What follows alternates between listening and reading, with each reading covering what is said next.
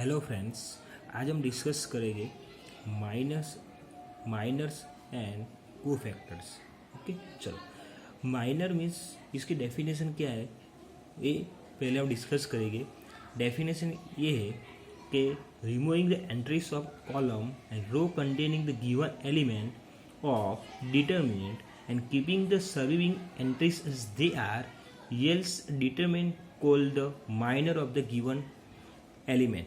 Okay, अब देखो ये डेफिनेशन मैंने बोला, इसका मीनिंग क्या है। देखो, सपोज एक क्वेश्चन है, फाइंड द माइनर एंड को factor of elements of the determinant. Okay, मैं को फैक्टर की डेफिनेशन बाद में बताऊंगा। ओके, अब देखो ये क्वेश्चन में ये जो मैट्रिक्स है, मीन्स ये मैट्रिक्स क्या है, 2x2 मैट्रिक्स है। समझ में है? अब देखो, पहले ये याद रखने का, जब भी हम माइनर को फैक्टर फाइंड करेंगे तो कंपलसरी क्या होगा, 2x2 मैट्रिक्स होगा। मैंने बताया था डिटरमिनेंट में कंपलसरी 2x2 मैट्रिक्स ही होगा। समझ में? अब देखो माइनर फैक्टर कैसे फाइंड करते हैं। माइनर फैक्टर फाइंड करने के लिए पहले देखो 2x2 मैट्रिक्स है, मीन्स देखो 2x2 मैंने इसे लिख दी गई पहले M11, M12, M21 और M22। समझ में? अब देखो, अब मेरे को फाइंड क्या करने का, M11। समझ में? M11 फाइंड करेंगे तो किसे करेंगे, M11 मीन्स देखो ये M11 है, समझो ये फर्स्ट, तो इसकी कॉलम और रो हाइड कर दो। तो इसकी कॉलम और रो हाइड करेंगे तो क्या होगा, 3 बचेगा। तो इधर मैंने 3 लिख दिया। समझ में? अब देखो, अब M12, तो M12 इधर आएगा, मीन्स क्या, इसकी कॉलम और रो हाइड कर दो, क्या बचेगा, 4। समझ में? ऐसे ही M21, तो ये M21, तो इसकी कॉलम और रो हाइड करो तो क्या होगा, -2। समझ में? अब ऐसे ही M22, तो इसकी कॉलम और रो हाइड कर दो तो क्या बचेगा, 1। समझ में?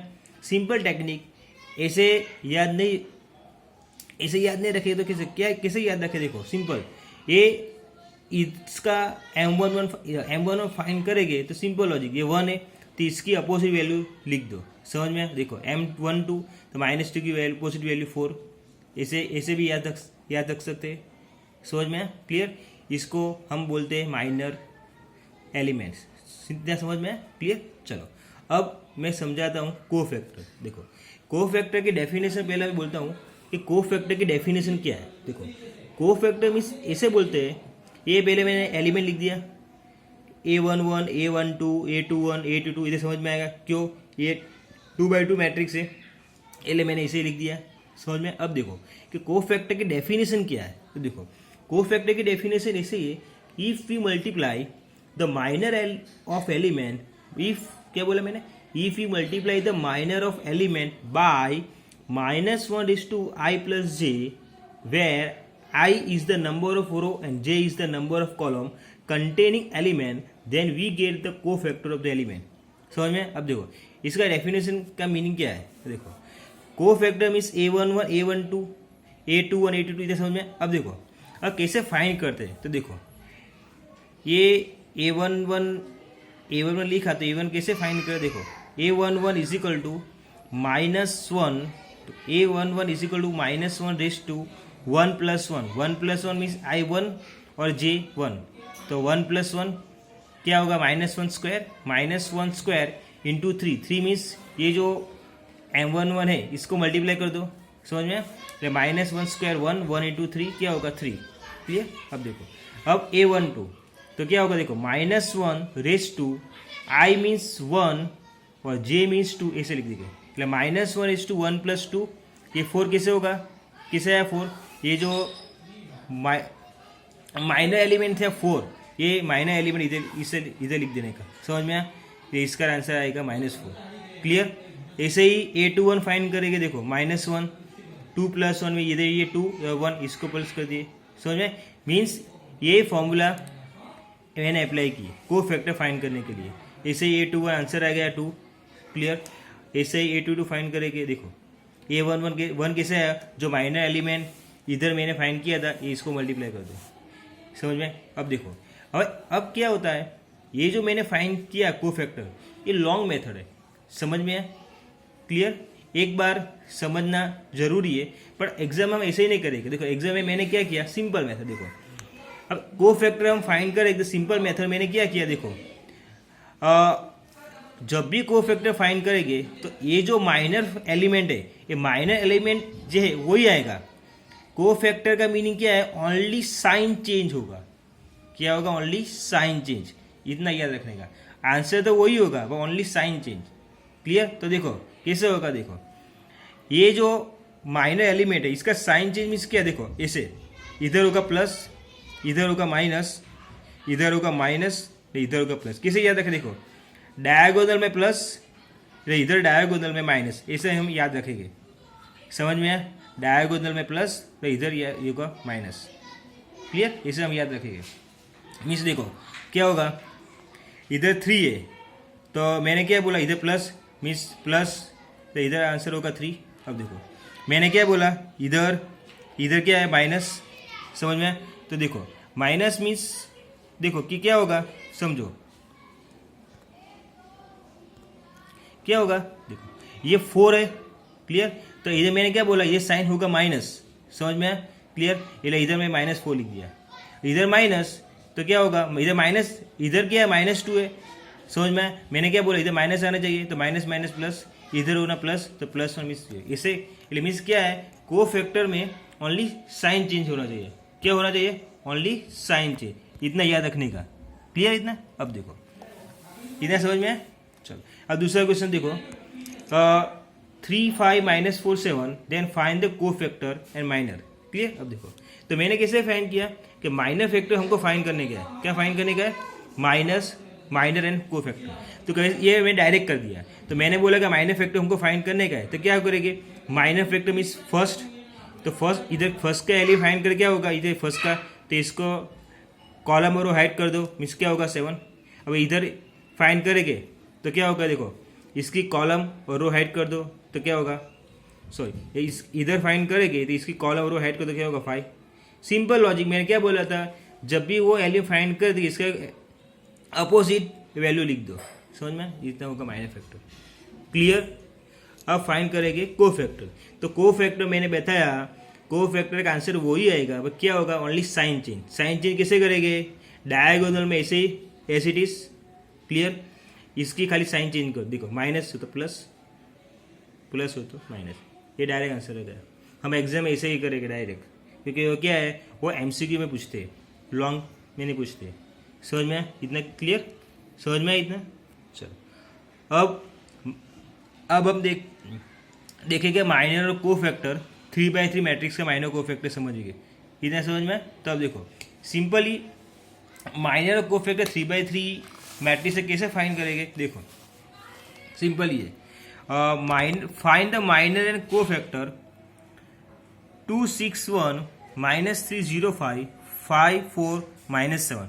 अब देखो अब मैंने क्या किया, 3/3 मैट्रिक्स का मेरे को माइनर और को फैक्टर फाइंड करने का है, 3/3 मैट्रिक्स का। तो अब देखो मैं सिंपल लॉजिक, मैंने पहले ये लिख दिया माइनर, देखो M11 M12 M13 दिखा, M21 M22 M23 M31 M32 M33, ये मैंने सिंपल लिख दिया। इतने समझ में? क्लियर? चलो अब देखो अब हम कैसे फाइंड करेंगे 3/3 मैट्रिक्स का। देखो सिंपल लॉजिक, हम डायरेक्ट ही फाइंड करेंगे। ओके जो M11, ये जो M11 है, क्लियर? तो M11 मीन्स इधर देखो ए M11, तो मैंने क्या बोला, इसकी कॉलम और रो हाइड कर दो। मैंने क्या बोला, इसकी कॉलम और रो हाइड कर दो। क्लियर? इसकी कॉलम और रो हाइड करेंगे तो कितना बचेगा, इतना बचेगा। और इसका क्या है, डिटरमिन करेंगे। डिटरमिन 2/2 मैट्रिक्स से डिटरमिन मैंने बताया था, तो क्या होगा, देखो डायरेक्ट जो 0 × -7 0, बीच में क्या होगा, माइनस होगा। क्लियर? तो 0 - 20 क्या होगा, इधर होगा -20। क्लियर? समझ में? अब देखो अब क्या होगा, M12, तो M12 मीन्स इधर क्या होगा, इधर M12, तो ये M12 क्या करेंगे, इसकी कॉलम ये रो हाइड कर दो तो क्या होगा, देखो इधर होगा 6 × -7 कितना होगा, 6 × -7 -42। क्लियर? तो -42 क्लियर? तो -42 समझ में? फिर से समझाता हूँ। M12 मीन्स इसकी कॉलम और रो हाइड कर दो। क्लियर? तो क्या होगा, 6 × -7 -42 -42 -4 मीन्स क्या होगा 46। समझ में? क्लियर? ऐसे हम माइनर फैक्टर हम फाइंड करेंगे। क्लियर? देखो ऐसे ही देखो ये M2 का मैं बता दूँ तो M21 हम फाइंड करेंगे। देखो ये M21 है तो इसकी कॉलम तो इसकी रो एक कॉलम हाइड कर, देखो इसकी कॉलम ये रो हाइड कर दो तो क्या होगा -3 इंटू -7 क्या होगा 21। समझ में आया? क्लियर? तो 21 क्लियर, तो 21 -25 कितना होगा -4 होगा। समझ में आया? हम ऐसे सारे माइनर एलिमेंट फाइंड करेंगे, इसकी कॉलम और हाइड कर देंगे। समझ में? अब देखो मैंने क्या बताया, और कोफैक्टर, तो कोफैक्टर हम फाइंड करेंगे। तो कोफैक्टर मैंने क्या बोला, कोफैक्टर में लॉन्ग मेथड नहीं बताता हूँ अभी। मैंने जो लॉन्ग मेथड अभी ये जो मैंने बताई लॉन्ग मेथड हम ऐसे ही नहीं फाइंड करेंगे, डायरेक्ट फाइंड करेंगे। अब देखो तो कोफैक्टर हम कैसे फाइंड करेंगे, देखो ये एलिमेंट लिखा हमने, तो हम कोफैक्टर फाइंड करेंगे तो means cofactor means only sign change. Sign change कैसे होगा, देखो ये जो डायगोनल है, समझ में, डायगोनल में प्लस लिख देना है, नहीं अपोजिट माइनस माइनस, ऐसे ही हम याद रखेंगे। 3x3 मैट्रिक्स में कैसे कोफैक्टर फाइंड करें, समझ में आए? तो देखो तो आंसर कैसा आएगा, देखो ये जो इसमें क्या है माइनर एलिमेंट हम जो फाइंड करेंगे कोफैक्टर वही होगा, ओनली साइन चेंज होगा। तो मैंने क्या बोला, इसकी साइन चेंज कैसे होगा, डायगोनल ऐसे लिख देना। ये जो डायगोनल है, देखो ये जो डायगोनल है, ये डायगोनल ऐसे लिख दो। देखो मैंने क्या लिखा, देखो डायगोनल ऐसे लिख दिया। समझ में? देखो साइन चेंज नहीं होगी, और इसकी दूसरी है तो इसकी साइन चेंज मीन्स क्या होगा, देखो इधर -46 तो इधर होगा प्लस, ये एज इट इज -4 तो इधर होगा प्लस। समझ में? ऐसे हम लिख दे, इतने समझ में? चलो अब दूसरा क्वेश्चन देखो, ऐसे ही 3x3 मैट्रिक्स से हमको क्या फंडने का, फाइंड द माइनर कोफैक्टर। तो मैंने क्या बोला, ये मैं डायरेक्ट लिख दिया। जो क्या बोला मैं, ये एलिमेंट को फाइंड करने कैसे है 11, देखो ये इधर है तो इसकी कॉलम और हाइड कर दो तो कैसे आया, देखो 5 × 2 10, बीच में क्या होगा माइनस, जो मैं इधर लिखता हूँ फर्स्ट एलिमेंट इधर में लिखते हो, कैसे आया 5 × 2 10, बीच में क्या होगा माइनस, तो 1 × -1 क्या होगा माइनस माइनस माइनस प्लस, ऐसा है। समझ में? हम सारे एलिमेंट ऐसे फाइंड करेंगे। क्लियर? देखो दूसरे ये क्वेश्चन बता दो -20 किससे आया, तो इस -20 इधर आता है, इसकी कॉलम और रो हाइड कर दो। देखिए ये कॉलम और रो हाइड मैंने कर दिया तो क्या होगा, तो 0 × माइनस, चलो इधर लिखते हो, देखो इसकी कैसा आंसर है 0। क्लियर? बीच में क्या होगा माइनस, माइनस क्या होगा 20, तो 0 × -0 -20 क्लियर? कोफैक्टर मैंने बोला सिंपल हो जी, कोफैक्टर में क्या करेंगे, साइन चेंज कर देंगे, डायगोनल ऐसे ही एज इट इज, दूसरी साइन चेंज, देखो ये +6 तो क्या इधर होगा -6। समझ में? ऐसे करेंगे। क्लियर?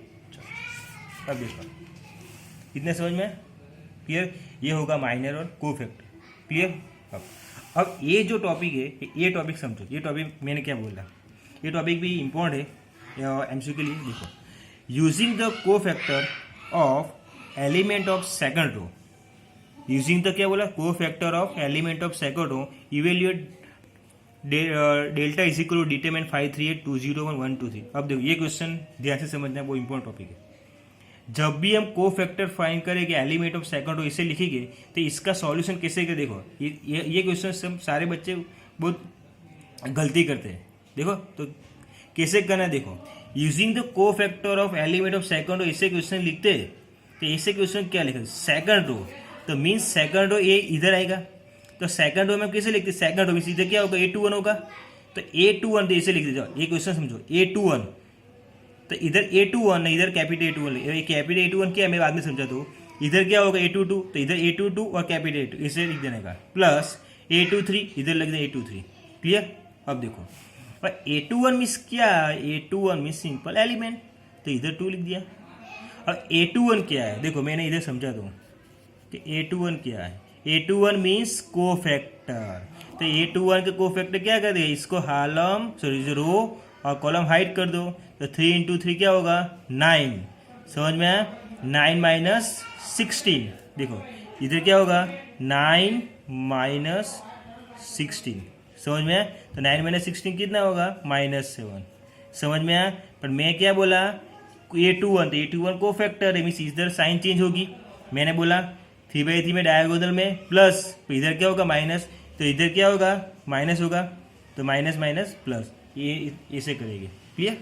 अब देखो A22 तो A22 मीन्स इसकी इधर क्या आ गए 0 A22 तो इधर 0 इसे लिख दिया। अब A22 तो मीन्स क्या है कोफैक्टर, तो क्या करेगी इसकी रो और कॉलम हाइड कर दो, तो 5 3 15, 15 माइनस 8 कितना 7, समझ में आया? पर इधर 7 ही लिखेगा, क्यों? डायगोनल में इधर कुछ चेंज नहीं होगा। अब 823, तो 823 का एलिमेंट क्या है इधर 1, और 823 मीन्स क्या होगा कोफैक्टर, तो क्या करें इसकी रो और कॉलम हाइड कर दो, क्या? तो क्या होगा 5 2 10, 10 माइनस 3 7, तो इधर माइनस क्यों है, इधर साइन चेंज होता है। क्लियर? सिंप्लीफाई किया तो 7 आया। अब सिंपल ऐसे ही क्वेश्चन देख लो, using the cofactor element of third row. Clear? The third row means क्या है, ये थर्ड रो देखो, तो मैं ऐसे ही लिख दिया, देखो A31 इंटू A31, देखो क्या किया समझ में? तो ऐसे ही देखो A31 इसको ऐसे ही लिख दिया, A31 इसको फैक्टर फाइंड किया मैंने ऐसे ही, देखो समझ में? 6 5 30, 30 माइनस 0, समझ में? क्लियर? ऐसे हम फाइंड करें। देखो एक बताता हूँ, A32 कैसे फाइंड किया, देखो A32 इधर आता है, तो 2 इंटू 5 कितना होगा 10, बीच में क्या होगा माइनस, प्लस 3 13 होगा। और मैं क्या बोला, इधर A32 का साइन चेंज होगा तो इधर माइनस 3, ऐसे हम सॉल्व करेंगे। क्लियर? चलो ऐसे ही देखो same question using the cofactor element of second column, ऐसे ही मैंने सॉल्व कर दिया। सेकंड कॉलम इस इधर क्या होगा सेकंड कॉलम, देखो मैंने इसे लिख दिया, समझ में? ये क्वेश्चन ऐसा है कि जब भी हम using the cofactor element of second column second row exam में पूछते तो हम ऐसे करेंगे। क्लियर? समझ में आया? क्लियर? चलो।